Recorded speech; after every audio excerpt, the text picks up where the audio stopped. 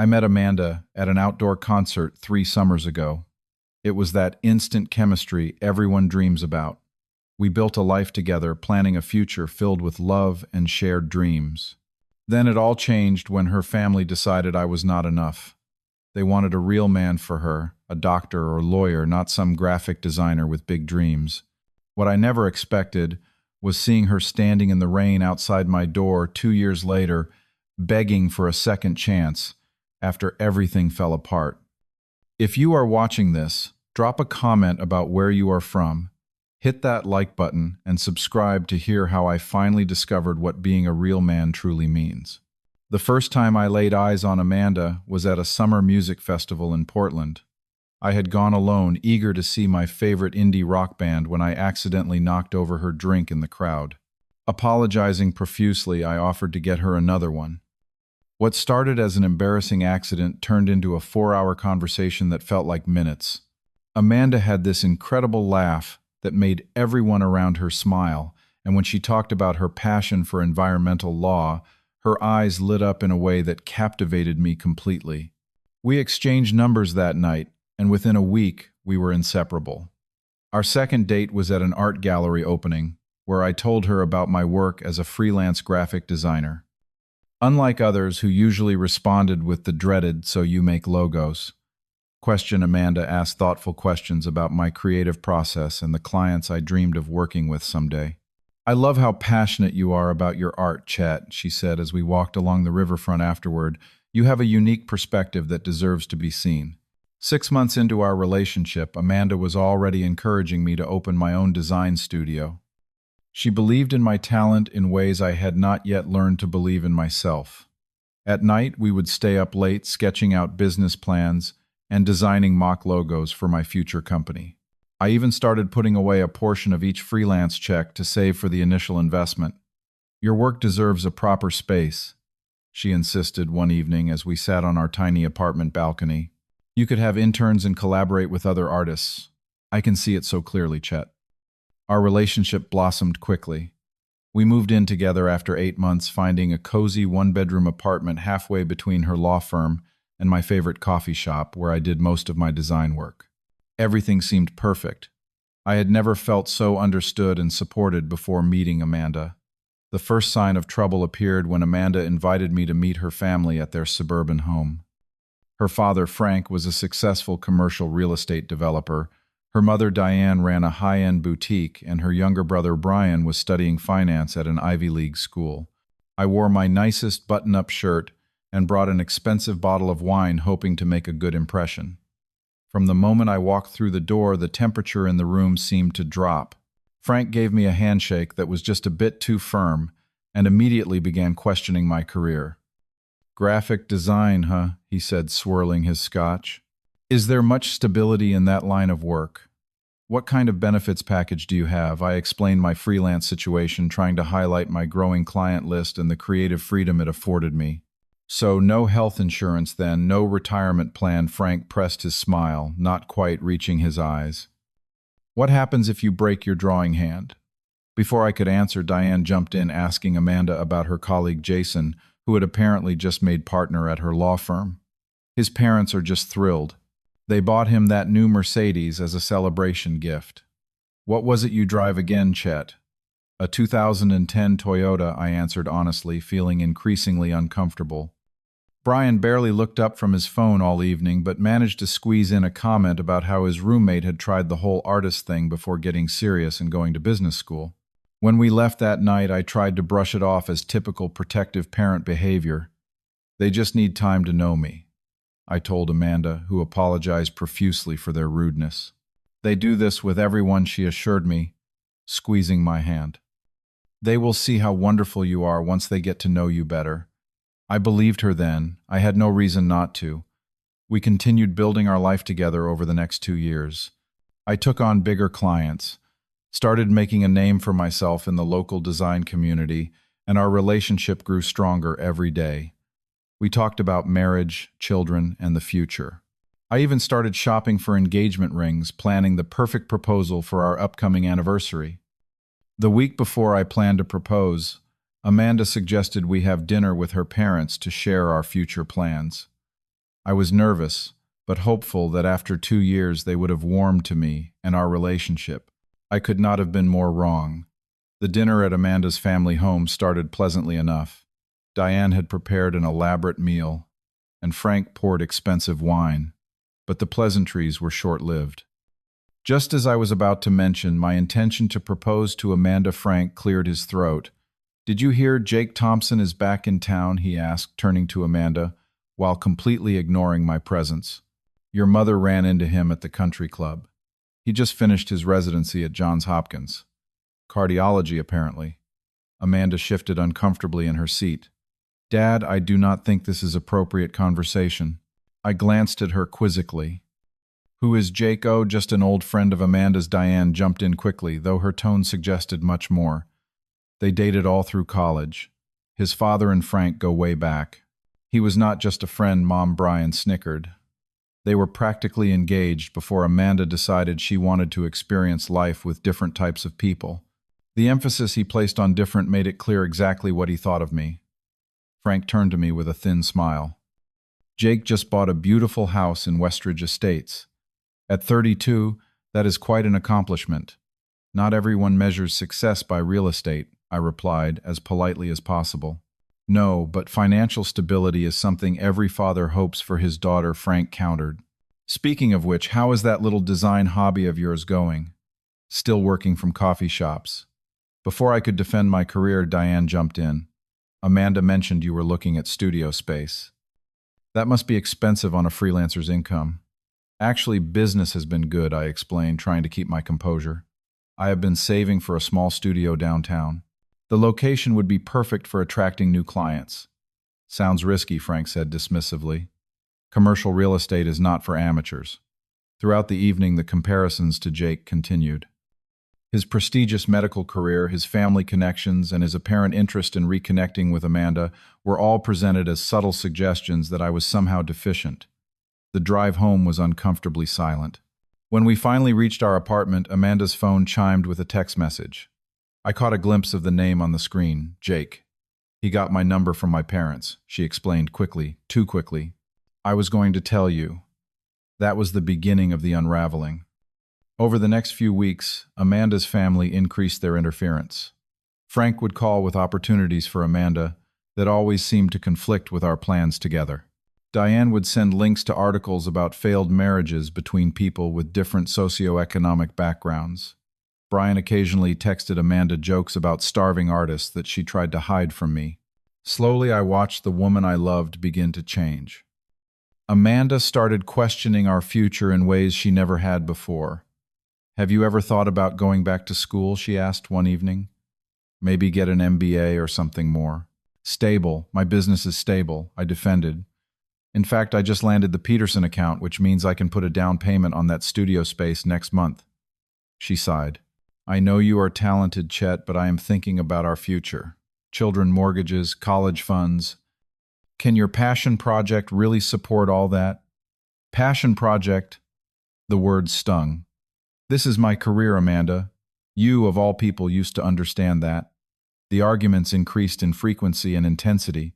Then came the night I discovered she had met Jake for lunch, arranged by her mother as an innocent catching up between old friends. "Why did you not tell me?" I demanded, hurt by the secrecy. "Because I knew you would overreact exactly like this," she shot back. "It was just lunch, Chet. Not everything is a conspiracy." But things continued to deteriorate. Amanda stayed later at work, spent more weekends visiting her parents without me, and our communication became strained. Then, after a particularly heated argument about my refusal to interview for a corporate design position her father had pulled strings to arrange, Amanda dropped the bomb. "My family thinks I need someone who can provide a real future," she said, tears in her eyes. "A real man with ambition beyond drawing pictures all day." "A real man," I repeated, stunned by her words. "Is that what you think too?" "I do not know anymore," she whispered. "I need space to figure things out." The next day, Amanda packed a suitcase and went to stay with her college friend. 3 days later, I received a text message that shattered my world. "I think we need to break up. I deserve a more stable future. I am sorry." I spent the next 2 weeks in a fog, barely eating or sleeping, trying to understand what had happened to the woman who once believed in me so completely. Friends called, but I let their messages go to voicemail. I canceled client meetings, pushing back deadlines and potentially damaging professional relationships I had worked years to build. Nothing seemed to matter anymore. The life Amanda and I had planned vanished overnight. The engagement ring I had purchased remained hidden in my sock drawer, a painful reminder of what could have been. I alternated between desperate sadness and burning anger, sometimes calling her phone just to hang up when her voicemail answered. 18 days after our breakup, I forced myself to go out for dinner at a local restaurant. I needed to eat something substantial to be around people again, even if I had no interest in interacting.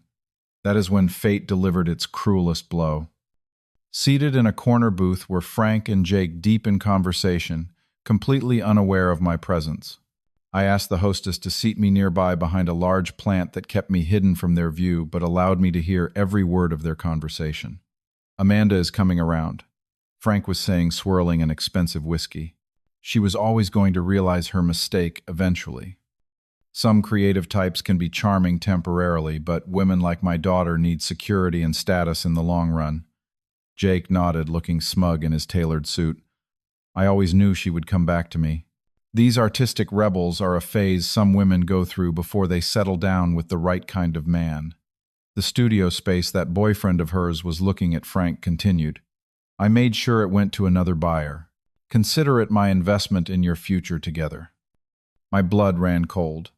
The studio space I had been saving for had mysteriously been sold the day before I planned to sign the lease. Now I understood why. As I sat frozen in shock, my phone vibrated with a notification. A mutual friend had tagged Amanda on social media. With trembling hands, I opened the app to see a photo of Amanda and Jake at a charity gala, his arm possessively around her waist, her smile looking forced but present nonetheless.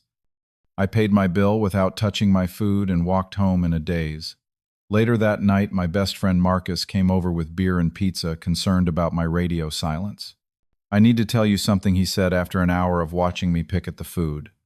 "I knew Amanda was seeing Jake before you broke up." The betrayal cut deep. "You knew, and you did not tell me." Marcus looked ashamed. "She swore it was just friendship, that her parents were pushing it." I wanted to believe her. We all did, Chet. The final blow came the next morning when I received an email from the real estate agent handling the studio space. The new owner was willing to lease it to me at double the original asking price. The email signature contained Jake's name and his new investment company's logo. I sat on my apartment floor, surrounded by the life Amanda and I had built together, and felt something inside me finally break. Not just my heart, but my faith in the relationship we had shared. Had any of it been real? How long had she been planning her exit strategy with her family's encouragement? That evening, I packed up every photo, gift, and reminder of Amanda into boxes. I contacted a realtor about breaking my lease and looked at job opportunities in other cities. I could not stay in a place where every street corner, every coffee shop, every restaurant held memories of us together. As I sat surrounded by packing boxes on my last night in town, my phone lit up with a message. It was from Amanda. "I made a terrible mistake. Can we talk?" I stared at Amanda's message for 20 minutes, my finger hovering over the reply button. 2 months of heartbreak and betrayal swirled through my mind as I contemplated my response. In the end, I simply turned off my phone. Some bridges once burned should remain ashes. The next morning, I loaded my possessions into a rented truck and headed northwest to Seattle. A graphic design colleague had mentioned the growing tech scene there, with startups desperate for creative talent. I had exactly 3 months of savings, a portfolio of decent work, and absolutely nothing to lose. My new beginnings started in a tiny studio apartment in a converted warehouse district. The space doubled as both living quarters and work area, with my design desk pressed against the only window. For the first few weeks, I took any job that came my way, designing flyers for local bands, business cards for food trucks, and logos for small online businesses. This is just temporary, I reminded myself daily as I worked 14-hour days to rebuild my client base from scratch, one step at a time. My breakthrough came unexpectedly. At a local coffee shop where I often worked, I struck up a conversation with the barista about the shop's outdated branding. He mentioned his brother worked for a tech startup that was struggling with their visual identity. They have funding but look like an amateur operation, he explained while making my usual Americano. I could pass your contact info along if you are interested. 3 days later, I met with the founders of Neuratech, a promising artificial intelligence company with revolutionary ideas, but a visual brand that screamed created in Microsoft Paint. I pitched them a complete rebrand that would position them as sophisticated innovators rather than college kids with a hobby. We cannot afford a big design agency, the CEO admitted after seeing my presentation. I am not a big agency, I replied confidently. I am better. I will live and breathe your brand until it perfectly captures your vision. They took a chance on me and I delivered. The new brand identity I created for Neuratech featured a minimalist yet dynamic logo system that evolved across different applications representing the adaptive learning nature of their AI technology. When they unveiled their rebrand at a major tech conference industry, blogs took notice. Who created this identity became a frequent question in their investor meetings. My name started circulating in Seattle's tight-knit startup community. Within 6 months, I had more work than I could handle alone. I leased a small commercial space and hired 2 junior designers fresh out of art school who brought new perspectives and allowed me to take on larger projects. I called the studio Forward Design a reminder that looking back would only slow my progress. As my professional life flourished, I slowly opened myself to personal connections again. At a gallery opening where one of my clients was exhibiting, I met Sophia, an art critic whose insightful review of the show impressed me. Unlike Amanda's family, who had seen my creative pursuits as childish, Sophia understood the business of creativity implicitly. Design is not just about aesthetics, she said during our second date. It is problem-solving with visual tools. What you create helps companies communicate their value. That is hardly a trivial pursuit. 8 months after leaving my old life behind, Marcus called with news from home. Thought you should know, he said awkwardly.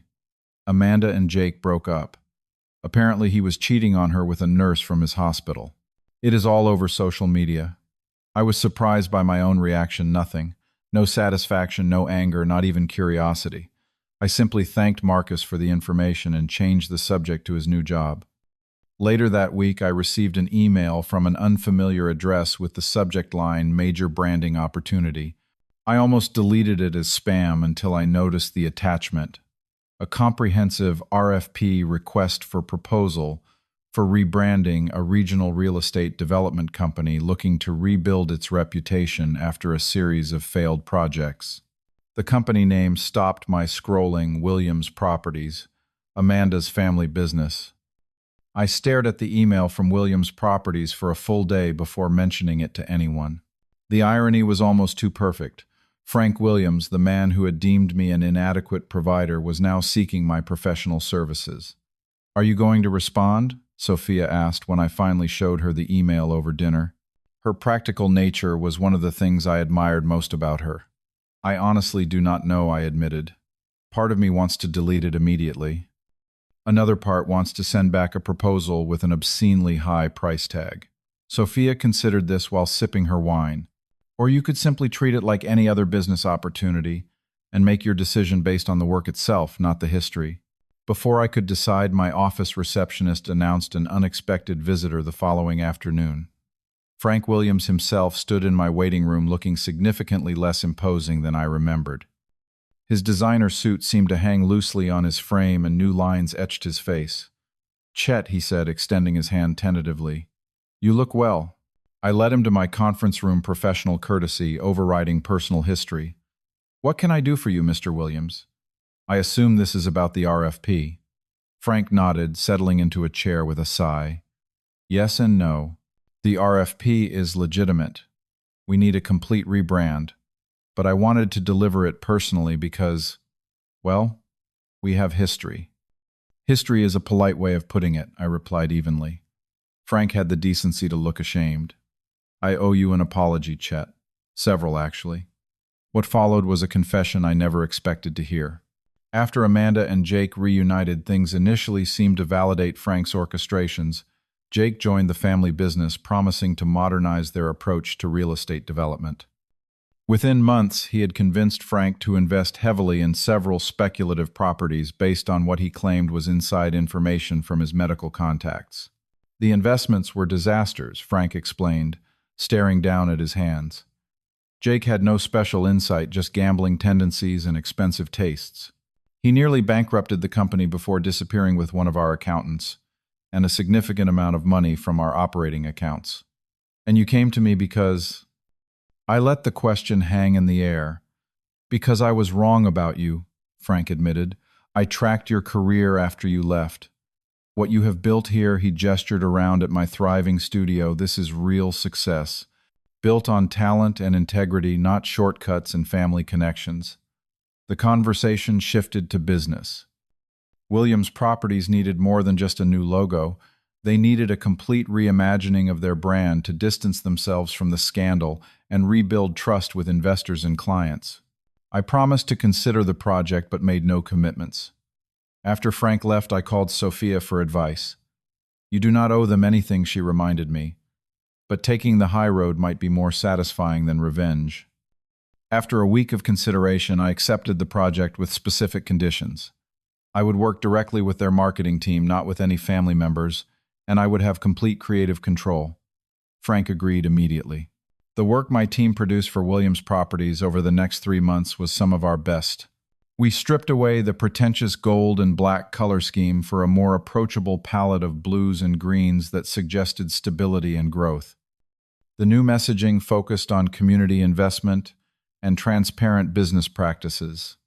When the rebranding launched, it received industry recognition, including a feature in a national design publication.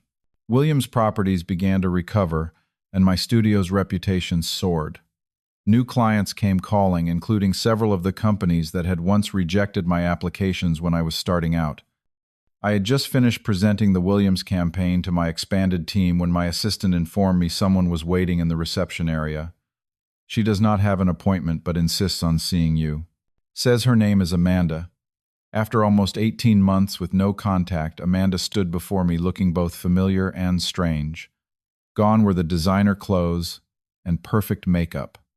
She seemed smaller, somehow dressed in simple jeans and a sweater, her hair pulled back in a casual ponytail. Your work for my father's company is incredible, she said after an uncomfortable silence. Everyone is talking about it. Thank you, I replied, keeping my tone professional. Is there something I can help you with?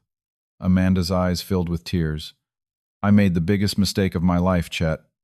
I listened to my family instead of my heart, and I lost the only man who ever truly loved me for myself. She stepped closer, and I noticed she was wearing the simple bracelet I had given her on our first anniversary, a silver band with a small paintbrush charm. Jake was everything my parents wanted and nothing I needed, she continued. He cheated on me, belittled my career choices, and nearly destroyed my family's business. All the things they worried you might do, he actually did. I am sorry you went through that, I said, sincerely surprised to find I meant it. I want another chance, Chet, she said, her voice breaking. We were so good together. I know now what really matters in life, and it is not money or status or what my family thinks. It is finding someone who respects you and believes in you. For a brief moment, I remembered the Amanda I had fallen in love with, the woman who had once encouraged my dreams when no one else did. But that memory was quickly overshadowed by the recollection of her words. A real man with ambition beyond drawing pictures all day. Before I could respond, the door opened and Sophia entered with lunch for us, both a daily ritual we had established months ago. Sorry I am, late traffic was. She paused, sensing the tension. Should I come back later? No, I said firmly, moving to stand beside her. Amanda, this is Sophia, my fiancée and the art critic for the Seattle Chronicle. Sophia, this is Amanda, an old friend from Portland. Amanda's expression shifted from hope to understanding. She composed herself quickly, extending a hand to Sophia. It is nice to meet you. You have a very talented partner. I know, Sophia replied warmly, but with an awareness in her eyes that told me she had immediately understood who Amanda was. I should go, Amanda said, gathering her dignity. I just wanted to apologize in person and tell you how proud I am of what you have accomplished." As she headed toward the door, she turned back one last time. "You were always a real man, Chet. I was too blind to see it." After she left, Sophia did not press me for details. Instead, she simply asked, "Are you okay?" I looked around at the studio I had built, thought about the team that respected me, the woman who loved me for exactly who I was, and the future we were creating together. "Yes," I said, feeling the truth of it settle in my chest. "I really am." Today marks the third anniversary of Forward Design Studio. What began as a one-man operation born from heartbreak has evolved into a team of 12 talented designers with clients across North America. Last month, we won our first International Design Award for a campaign that reimagined how sustainable technology companies present themselves to consumers. Sophia and I were married in a small ceremony overlooking Puget Sound last spring. She continues to challenge and inspire me both professionally and personally. Unlike Amanda's family, Sophia's parents embraced me, immediately valuing the passion I brought to my work rather than questioning its legitimacy. I ran into Amanda again at a national design conference where I was a featured speaker. She had reinvented herself too, working for a nonprofit that provides business education to underprivileged youth. She seemed genuinely happy for my success and shared that she had finally purchased her own home without financial help from her parents, a step toward independence she seemed particularly proud of. Frank Williams and I have developed an unexpected professional respect. Williams Properties became one of our most loyal clients, and Frank occasionally refers other businesses to us. He once told me after too many drinks at a corporate event that his greatest regret was not seeing my potential when it mattered most to his daughter. The deepest lesson from this journey has been learning the true definition of what makes someone a real man, or more accurately, a real person of value. It is not about job titles or bank accounts. It is not about meeting someone else's expectations or fitting into predetermined boxes of success. True value comes from living authentically, pursuing what ignites your passion, and surrounding yourself with people who support your vision rather than diminish it. Sometimes the people who claim to want the best for you are actually projecting their own fears and insecurities.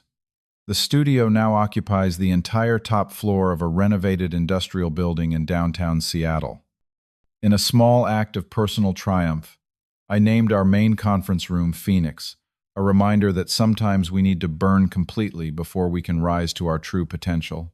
When I look back at the devastated man packing his belongings into a rented truck, I feel immense gratitude for Amanda's family and their rejection.